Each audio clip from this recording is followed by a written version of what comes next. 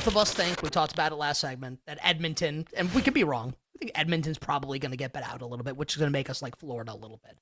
The thing that would concern me, and again, like this, in my opinion, like who cares, is Bobrovsky just like, is he on equal footing with Skinner now, where you feel like both guys could like melt at any moment? Because Bob has melted in the last 2 games now. Skinner has at least 1 goal every game, like game 4 notwithstanding the 8-1 win, where he just completely melts down, or Edmonton completely melts down and does something stupid and Skinner like can't bail them out of the situation. Like, has Bob like played poorly enough that you have lost confidence in him in this game coming up in game number 6, which then begs, an obvious follow-up question. Should Paul Maurice play Anthony Stolarz, the backup, in game 6? I say yes, and he either wins, or you go back to Bob in game 7, and he gets a game off to kind of like get his head back right.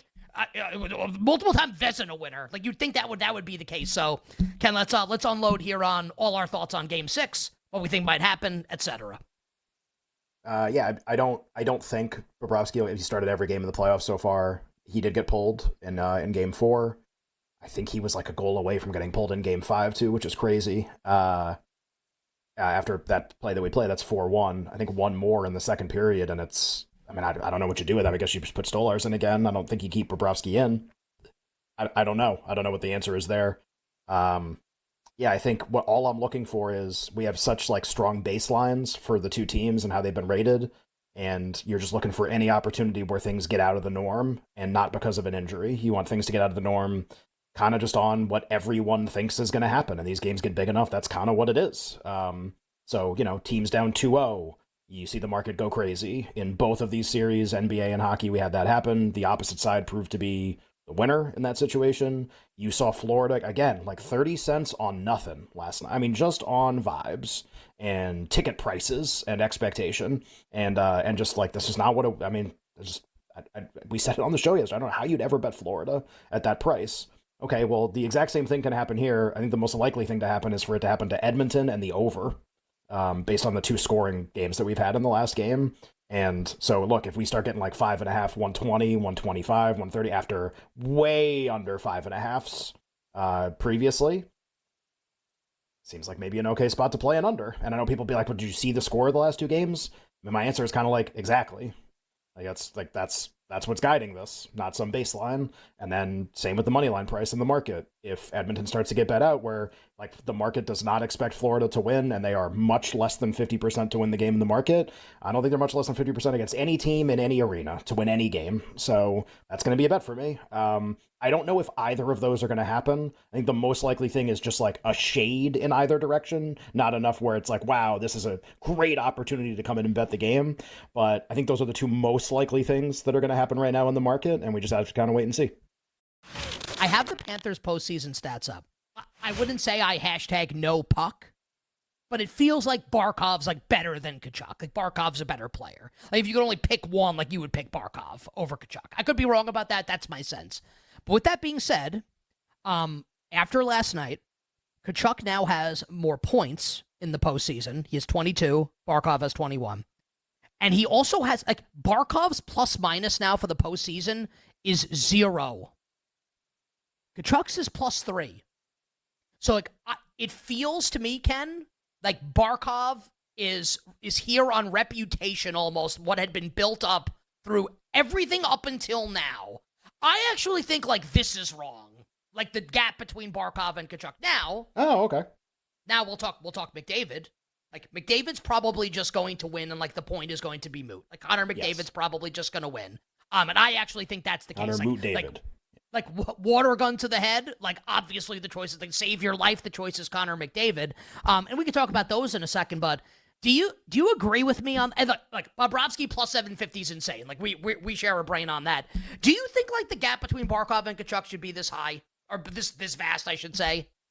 The only reason I think it should be a large gap is Tkachuk doesn't have the luxury of losing game 6 but playing well to like narrow the gap even more, right? Because if they lose game 6, it's McDavid 100%, it's over. So That's like true. it's he can't get it to game 7 playing well and then play well again in game 7. It's already McDavid at that point. It's over at that point. And people can disagree. Again, my opinion, that doesn't mean it's over. I mean, I would fight people that would argue that it wouldn't be over at that point. Like, it's just, it's a strong opinion. So this leads to the McDavid permutations, though. So, like, we have to do this. And I think doing it, like, in a way that everyone understands what we're talking about is going to be better than jumping to the conclusion at the end. So, like, write it all out, and what would you do in all these situations? And as you knock them off, you'll figure out what the price is. And it's not going to take very long. We only have a couple minutes left in the segment. It'll take less time than that. Anything where the Oilers win the series... so this would be in 7. Oilers win the series is McDavid. The pie chart is McDavid. It's 100%. There is no percent for anybody else. It's McDavid. That's the easy one. So you can already, McDavid's price should then be the same as Edmonton to win the series. You're just going to start lowering it as you go. It at least gets to that point already. Okay. If the game goes to game 7, no matter who wins. So we'll play it out both ways. Oilers in 7, we already did McDavid. Panthers win in 7. For me, the pie chart is 100% McDavid even in that situation. Panthers win in 7, McDavid, with no other option. So now you do that. That means McDavid's price, at least, if you believe that to be true, maybe you don't, at least needs to be the same as Edmonton to win the game Friday. That needs to be the same price.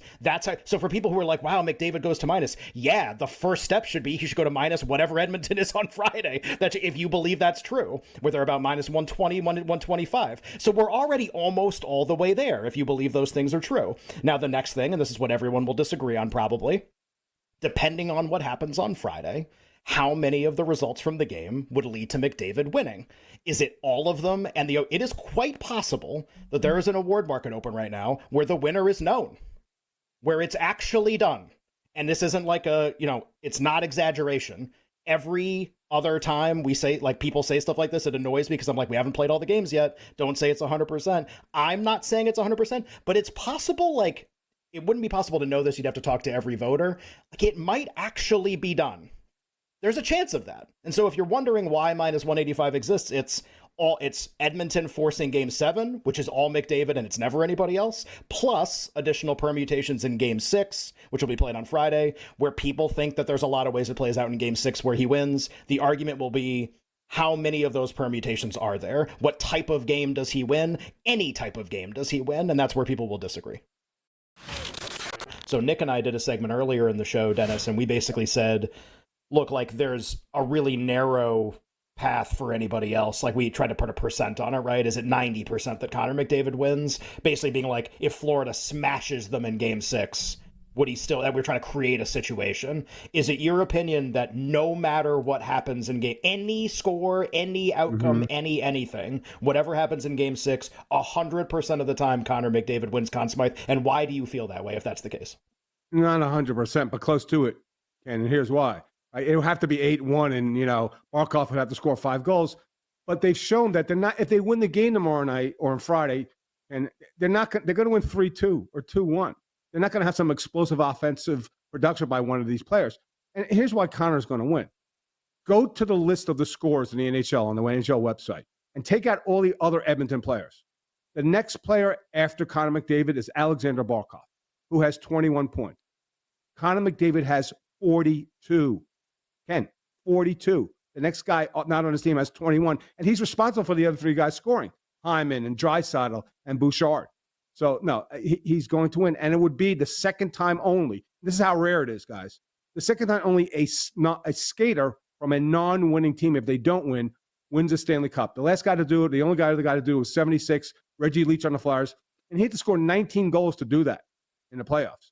And remember one thing, this is about the playoffs. That's the one differential with respect to this MVP award for the postseason. It's not a final MVP. It's a playoffs MVP. And when you have a guy lapping the field and doubling the next close guy, who's the main contender, I don't know how you can't give it to Connor McDavid, but I'll say this. Imagine the reception Connor McDavid would have to be awarded the Conn Smythe Trophy if his team doesn't win. That's the other thing. Again, I don't see the math to give it to somebody else at this point in time. Bobrovsky's fallen off. Barkov hasn't been good enough offense. He has 7 goals. The other guy has 42 points. I just don't see it happening. It's too overwhelming, the offense, to say this guy hasn't been the MVP of the postseason.